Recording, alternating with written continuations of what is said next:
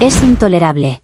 Mi esposo colocó un rastreador en mi celular sin decírmelo. Ahora está rompiendo conmigo porque vio que estaba en un motel con mi amante. ¿No ve que él mismo se produjo esto? Nuestro matrimonio no estaba roto, simplemente estaba en silencio. Sergio es un buen hombre, que nadie se atreva a decir lo contrario. Es un proveedor excelente, un hombre estable y predecible. Nuestra casa es preciosa, nuestras finanzas están en orden. Desde fuera, éramos la pareja perfecta. Pero dentro de esas paredes perfectas, yo me había vuelto invisible. Sergio vive en su propio mundo, un universo hecho de hojas de cálculo durante el día y del olor a barniz de su taller de carpintería por las noches. Sus pasiones lo consumen por completo, dejándome a mí en la periferia de su vida. Durante años, intenté conectar con él. Le preguntaba por su trabajo, y me daba respuestas monosilábicas. Intentaba interesarme por su carpintería, y me decía que no quería que me llenara de serrín. Poco a poco, dejé de intentarlo.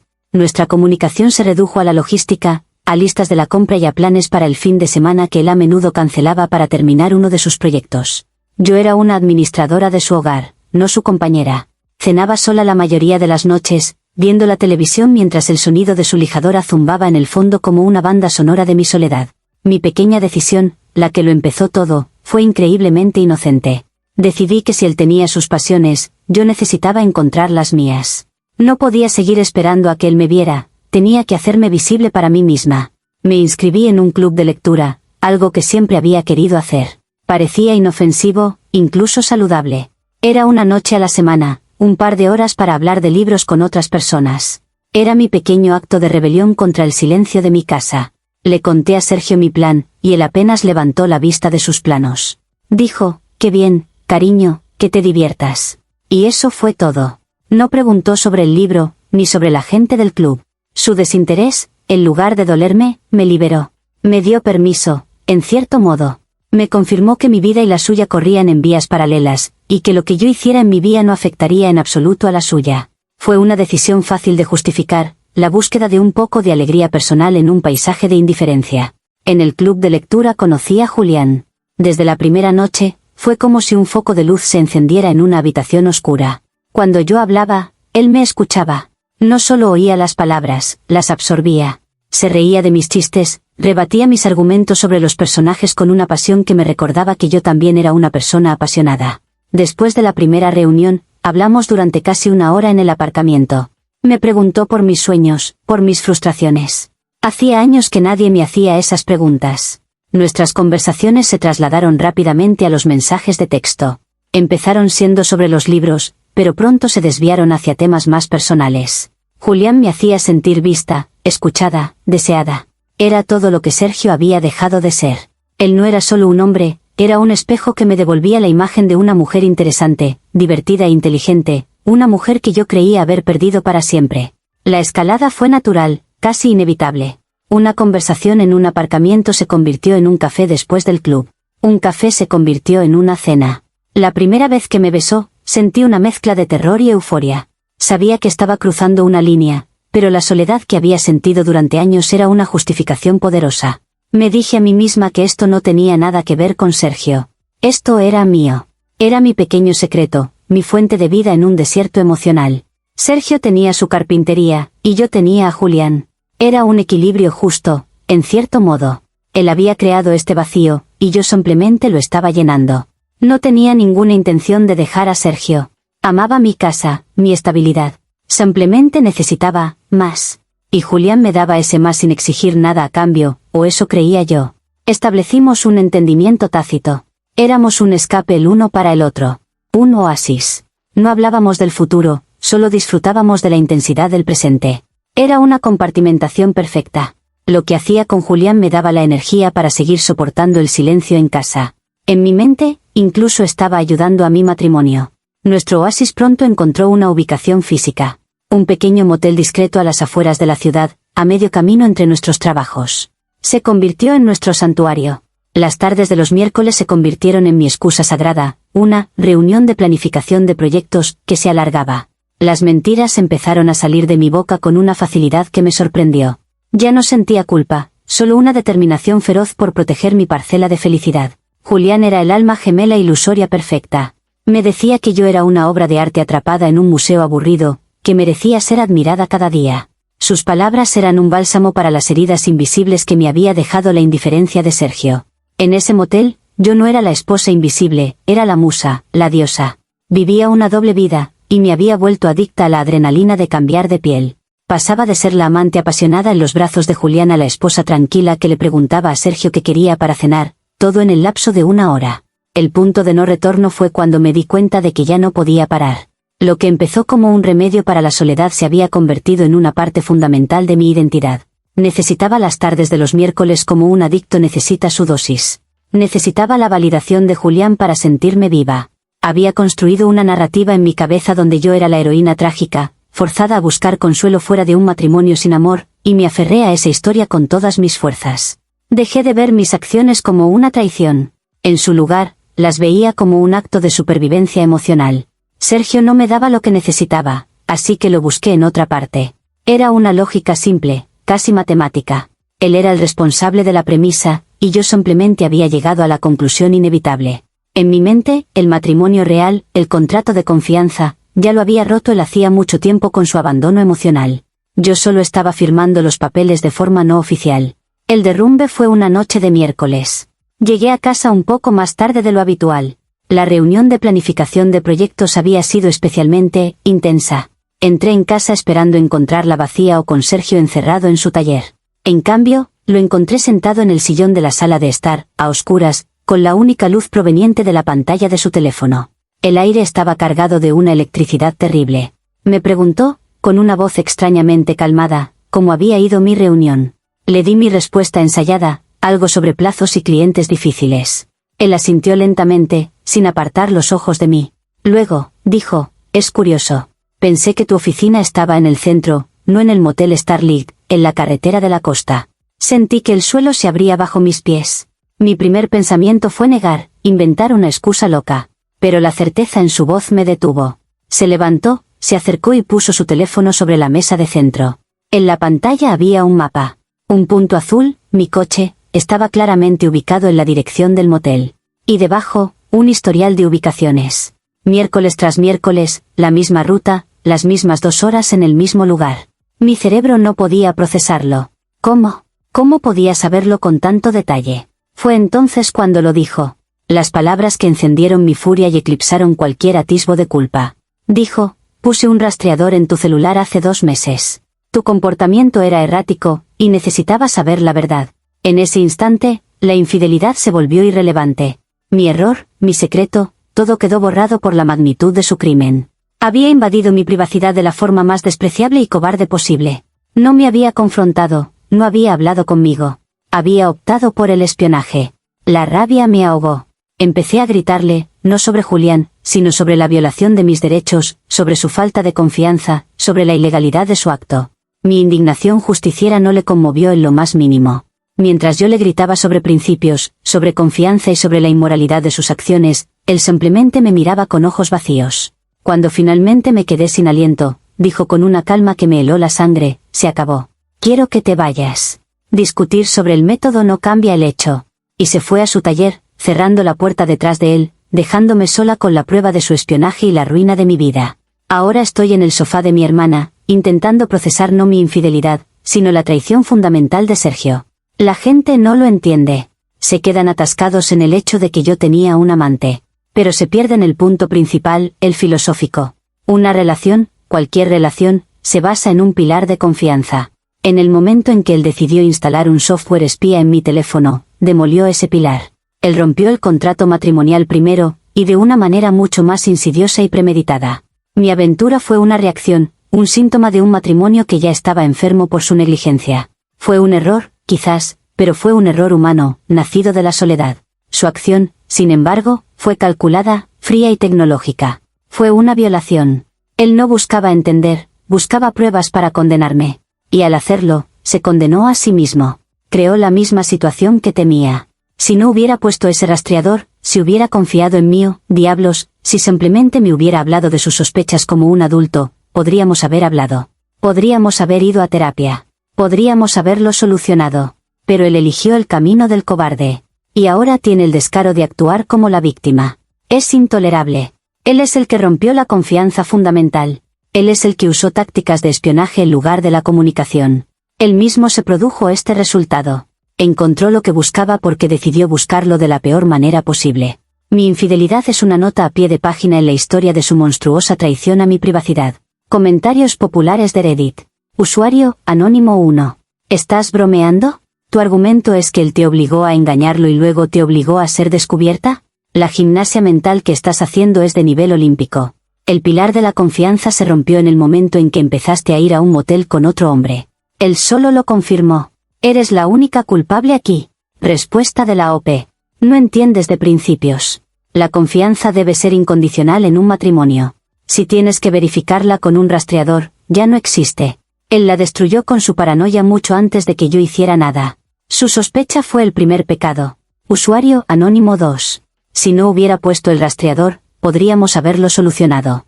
¿Solucionado? ¿Cómo? ¿Continuando tú con tu doble vida indefinidamente mientras él seguía ignorado en casa? No querías solucionarlo, querías seguir con tu pastel y comértelo también. El rastreador no fue el problema, fue la dolorosa solución para él. Respuesta de la OP. Podríamos haber hablado de su abandono emocional, que fue la raíz de todo el problema. Pero él no quería hablar, quería pruebas para tener una excusa para dejarme sin sentirse culpable. Fue una jugada calculada. Usuario, Anónimo 3. Es increíble cómo te describes a ti misma como una víctima de la tecnología. No te engañó una app, no te engañó un GPS, te engañó un ser humano con el que estabas teniendo una aventura. El rastreador no es una persona, es una herramienta. Una herramienta que reveló la verdad que estabas ocultando. Culpar a la herramienta es absurdo. Respuesta de la OP.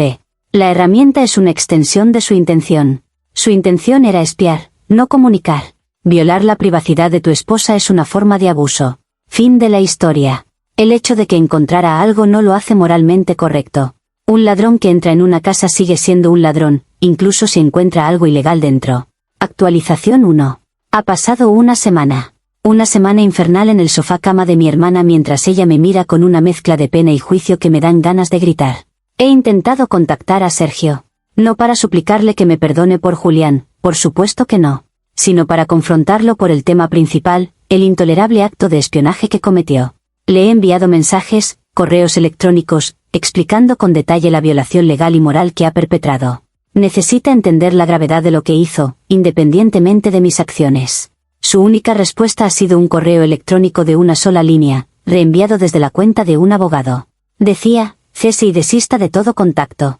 Toda comunicación futura se realizará a través de este despacho. Un abogado. Ahora se esconde detrás de un abogado. Es la máxima cobardía.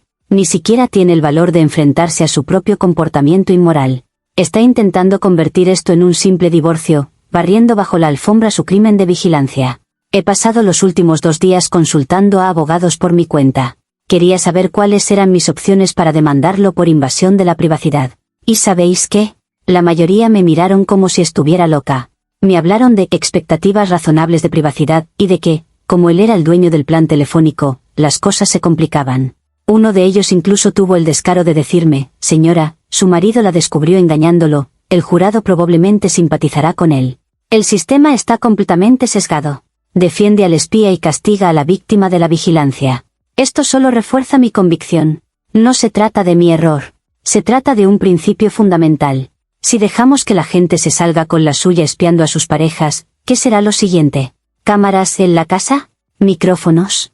Sergio no es una víctima despechada, es un precursor de un estado de vigilancia doméstica, y yo he sido su primera víctima. No me rendiré. Si los abogados no me ayudan, encontraré otra manera de exponerlo. La gente necesita saber que este tipo de comportamiento es inaceptable.